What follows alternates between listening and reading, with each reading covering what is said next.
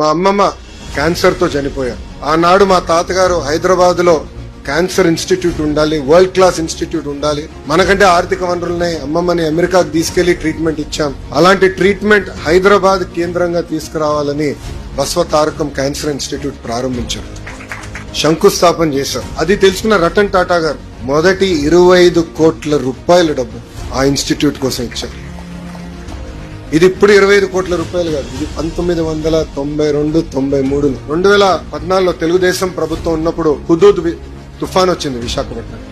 ఆనాడు నేను Tata trust సీఈఓకి phone చేసి ఇట్లా హుదూద్ వచ్చింది కొంచెం ఆదుకోండి అని కోరితే ఆయన ఫోన్ పెట్టేసి 30 సెకండ్స్ తర్వాత నాకు ఇప్పుడే రతన్ టాటా గారితో మాట్లాడాను, 3 కోట్ల రూపాయలు మేము ఇప్పుడు నిధులు ట్రాన్స్ఫర్ చేశామని చెప్పాను.